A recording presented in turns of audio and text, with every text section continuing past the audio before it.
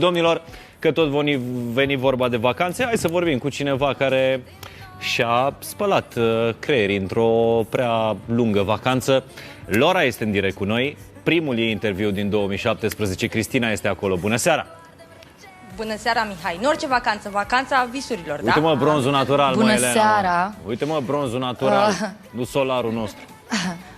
Măi, Elena, draga mea, solarul nu este sănătos, vei îmbătrâni prematur dacă îl folosești. E mai bine să folosești autobronzante, crede-mă. Așa, acum lăsând-o pe Elena la o parte care o zicea și Corina, așa este. Te pup, Mihai, abia aștept să ne revedem. Eu să știi că nu mă duc la solar. Dar o să mă duc în curând. Vacanța mea nu a fost prea lungă. Ba, dimpotrivă, mi-ar mai fi prins bine. Vezi că te bate, Doamne, Doamne. Nu, de ce? Că, Doamne, Doamne, știe bine ca oricine cât de mult mă consum și cât de mult muncesc. Într-adevăr, satisfacțiile sunt pe măsura efortului. La noi nu știe, Doamne, Doamne, cât de mult muncim și cât de mult ne consumăm. Știe de fiecare în parte, stai liniștit, Mihai, să nu ai dubii. Da. Nu, Laura, nu știi, Mihai n-a avut vacanță. Păi, Mihai, dar și când o să vină vacanța aia, că așa a fost și la mine. N-am avut, dar și când am avut, crede-mă, că m-a uitat Dumnezeu pe plaja aia. O să fie de tot. O să fie de aia pentru totdeauna. Laura, hai să ne întoarcem la tine. Da, să-ți aștept Dumnezeu să ai tot ce trebuie. Foarte frumos la tine în vacanță, fiți Insta story-urile și postările pe Instagram, că m-am săturat de peisaj, de paradisul ăla pe care ați apucat voi să-l vedeți. Lasă că și tu mi-ai făcut în ciudă cu niște postări frumoase de la schi. Da, la Poiana Brașov. Și mi-ai făcut poft de schi. 30 de minute la coadă la gondolă, super, paradis. Cum a fost? Da, merită. Ai fost la schi, ai fost și la pizza, ai fost peste tot așa, câte puțin din toate.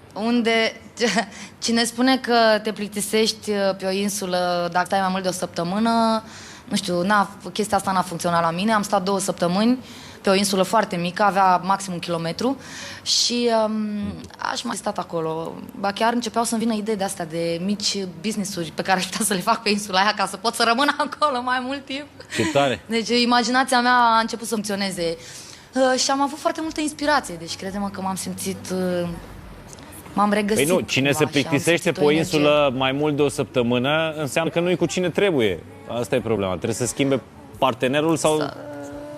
Neapărat, că nu cred că ar trebui să dăm vina pe alte persoane pentru plictiseala pe care o simțim noi. Păi da, cred că, uite, dacă ești o persoană care te plictisești pur și simplu de tine, te vei plictisi cu siguranță și în compania unui om foarte, nu știu, vesel și plin de surprize. Că dacă așa ești construit să te plictisești... Bun, tu nu te-ai plictisit, dar genul nu s-a plictisit, nu i-a lipsit... Nu s-a plictisit nicio secundă, ba mai mult s-a odihnit. Eu n-am crezut că genul poate să doarmă. Eu nu am crezut că genul poate să doarmă atât de mult. Eu am fost uimită. Eu, în general, mă trezesc ultima, dar în vacanță am fost prima care mă trezeam la ora 6 dimineața. Mă trezeam fără să-mi sun ceasul sau ceva. Pur și simplu mă trezeam la 6 dimineața. Am avut niște tabieturi foarte interesante pe care eu nu le am în mod normal, cum ar fi trezitul la 6 dimineața. Îmi făceam nes. Nu știu de ce, eu nu beau nes. Se spune înfrecam un nes. Frumos. Înfrecam un nes, da, îl făceam ca la carte. Și mă duceam frumos pe prispa bungaloului, că am avut un bungalou de la micuț pe plajă.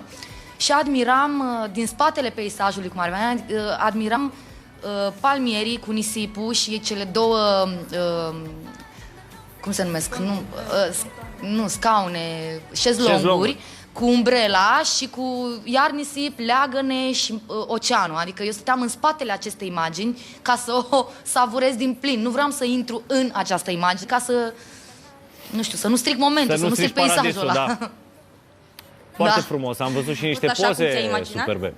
A fost așa cum mi-am dorit, cum mi-am imaginat, cum îmi imaginam eu când călătoream cu Google Earth. Cred că am călătorit în toată lumea, ce-ai drept, cu Google Earth. Și acum am gândit că hai totuși să mă și recompensez pentru că am fost fată cu minte și am muncit și cred că trebuie să ne facem micile plăceri și dacă muncim și alergăm după bani fără să ne încărcăm bateriile, toți acei bani vor fi cheltuiți la un moment dat pe sănătate, pe recuperarea organismului, ceea ce eu nu vreau să mi se mai întâmple. Și atunci acum mult mai multă importanță timpului meu liber, vacanțelor, timpului petrecut cu prietenii. Nu sunt mulți la număr, deci nu mi-ocupă mult timp. Bine, liber. Bănuiesc că e ultimul concediu în 2, adică următorul va fi ori... Așa bănuiești sau ai un presentiment, da, sau ai visat?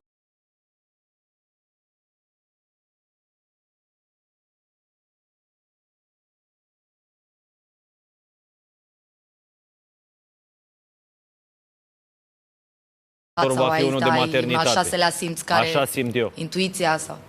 Așa simți? Prea bine a fost, prea ai fost în paradis, adică mi se pare că următorul trebuie să fie așa... neiertător pentru tine. Na. Cu foarte puțin somn. Și vorba aia, mai lasă-l pe Ghenu să doarmă acum anul ăsta, maxim la începutul anului viitor. Lasă-l să se trezească la 12, o să vadă el cum o să fie când îl trezește în creierii nopții un gângălici atâta. De mult. Ghenu muncește foarte mult și a învățat foarte multe luptând și alergând cot la cot cu mine. Sunt foarte fericită de echipa pe care am ajuns să o am, cu Ghenu ca manager, cu PR-ul pe care l-am pentru prima dată în viața mea de câteva luni.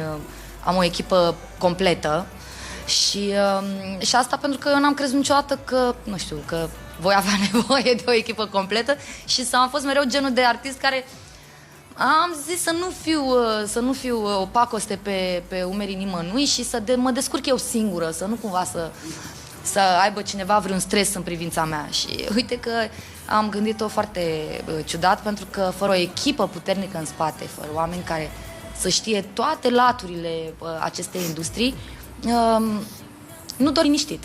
Ați fost și la munte după aceea, nu? Ați fost și la schi? Nu am auzit, scuză-mă. Zic că ați fost și la schi. Am fost, păi ți-am spus că mi-ai făcut poftă tu cu schiul. A, da? Și adică eu eram pe insulă și mă uitam la pozele tale și vedeam că tu ești la schi și am zis trebuie să mergem neapărat și la schi, să o facem pe astea, la foarte cald, la foarte frig. M-a costat puțin experimentul ăsta pentru că am răcit și am schiat doar 3 zile din 7, dar a fost foarte frumos. Tu te dai cu placa sau cu schiurile? Nu mă lasă nimeni să mă dau cu placa, pentru că, dacă pățesc ceva, știi cum e la placă, sunt doar 2 variante, capul sau posteriorul. Și vorba aia. Și atunci cum o artistă ca tine, după pozele alea pe care le-ai pus din Paradis, cum să aibă vânătăi exact acolo unde îi place mai mult follower-ului de pe Instagram sau de pe Facebook? Da, nu, ești funny azi. Doamne ferește. A fost foarte frumos afară și e o bună dispoziție generală. Am simțit-o și eu în aer toată ziua. Sunt și foarte fericită. Noi acum suntem la Universal, la sediul Universal Music România. Și sunt foarte entuziasmată că așteptăm camionul din Cehia, care aduce noul meu album, adică primul meu album. Ce ai făcut? Ce ai zis? Sunt foarte fericită. Pe bune? Pe bune, noi acum așteptăm să vină camionul din Cehia cu primul meu album, un best-of, că eu am lansat direct best-of, cu toată iubirea pentru fanii mei și pentru toți oamenii care m-au susținut de la începutul carierei până în prezent. Vom puncta și vom încheia un capitol minunat, o călătorie senzațională, pentru a face loc unei schimbări majore, unei maturizări din punct de vedere muzical și nu numai. Adică o să fie toate melodiile astea cu... mai neînfricată, mai deschisă. Cu puișor, cu albumul se va numi și se numește A Voastră Lora, foarte important. Aha. Puteți să-l comandați, dacă intrați la mine pe Facebook, cine este interesat va vedea de unde poate să-l comande și unde poate să-l descarce online, să-l cumpere. Bun, dar muzică nouă când lansezi? Piese noi. Piesă nouă? Asta, în timp ce așteptăm și vorbim cu voi, echipa mea pune la punct ultimele detalii în privința filmării noului meu videoclip. La piesa Nou, o piesă foarte așteptată și de mine, dar și de fanii mei. Este prima producție internațională. Asta e piesa de la Eurovision, nu? A fost înscrisă în audiții. După audiții, împreună cu echipa mea, am hotărât să o retragem. Motivele păi stai că TVR-ul te așteaptă în semifinală.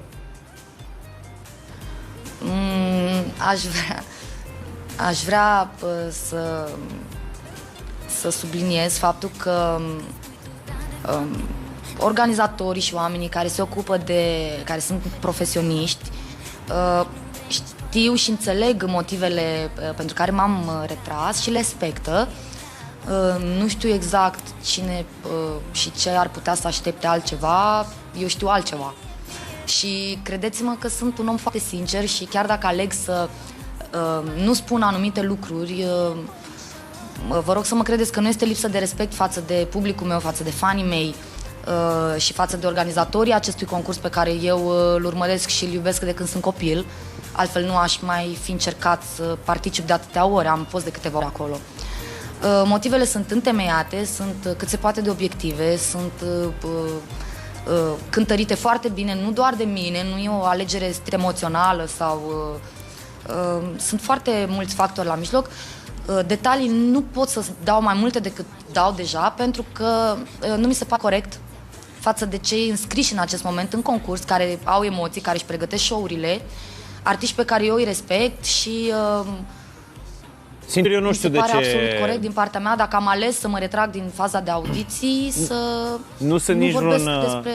Nu sunt nici vreun specialist în Eurovision, nu l-am urmărit îndeaproape. Eu, sincer, am aflat că tu ai fost la Eurovision. Dar tu ești specialist în Lora.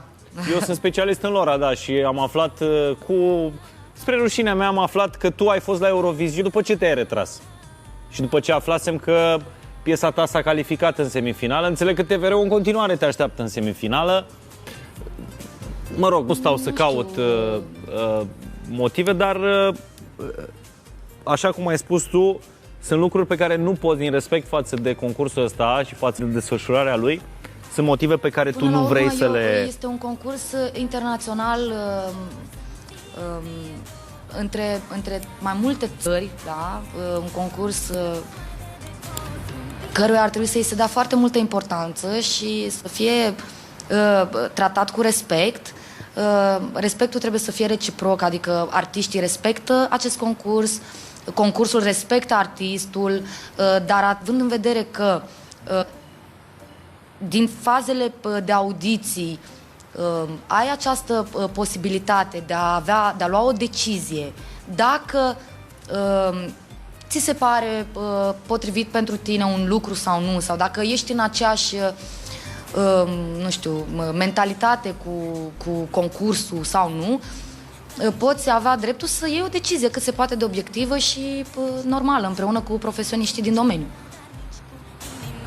N-am înțeles nimic. Are sens. N-ai înțeles nimic? Nu, adică probabil are sens, dar eu chiar n-am înțeles nimic. Pentru că nu știu despre ce este vorba. Nu știu dacă să mă bag sau să nu mă bag, să mai pun o întrebare, să nu mai pun o întrebare.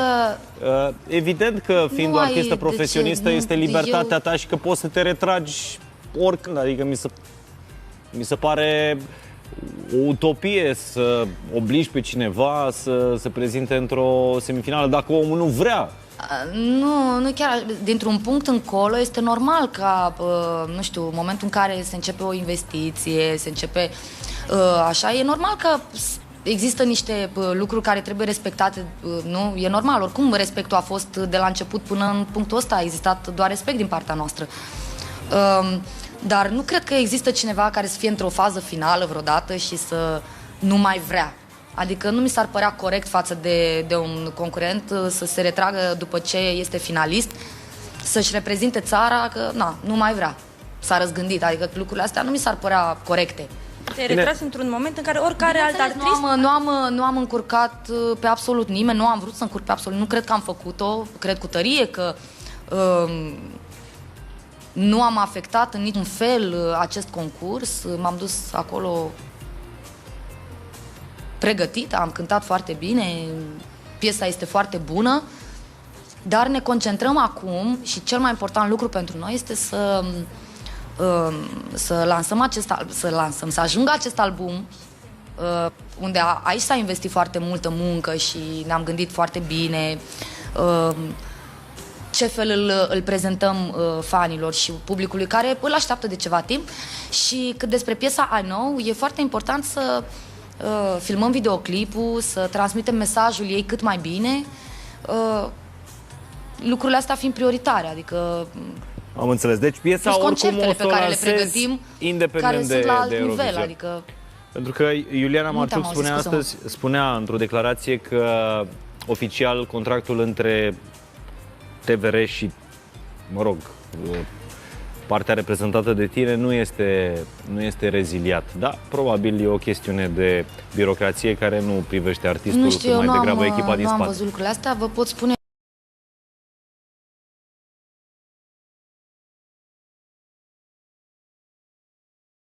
că eu nu sunt concurent în acest concurs și atât.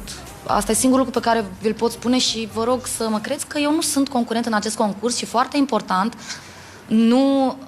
nu am niciun contract semnat și nicio negociere pentru niciun alt post de televiziune ca apariție într-un alt concurs. Adică nu există acest lucru, un motiv al retragerii mele. Deci singurul concurs la care participi anul ăsta este un concurs cu tine însăți și se numește Lora Vision, nu?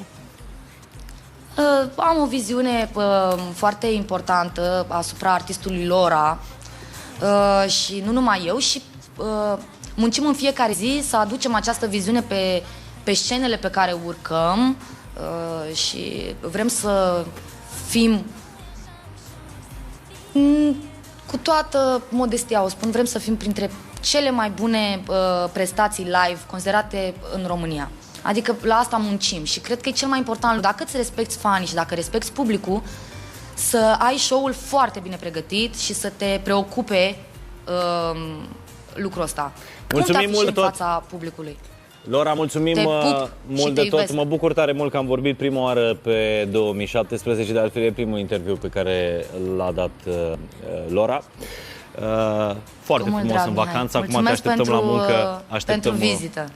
Știi cum e, să-ți câștigi banii pentru următoarele vacanțe. Te-am pupat și abia aștept albumul, care înțeleg că e într-un camion, urmează să sosească în România. Primul album din cariera Lorei.